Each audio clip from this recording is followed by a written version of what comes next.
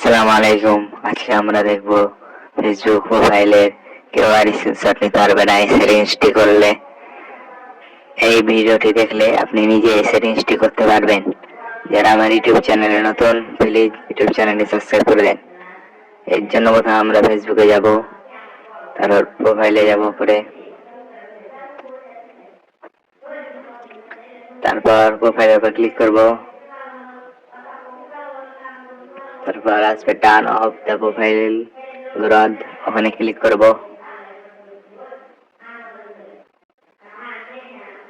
Yes এর উপর click করব, তাহলে হয়ে যাবে। ভিডিওটি ভালো লাগলে একটি লাইক ও একটি কমেন্ট করবেন, আর আমার চ্যানেলটি সাবস্ক্রাইব করে দেবেন। ধন্যবাদ। আবার দেখা হবে আরেকটি নতুন ভিডিওতে।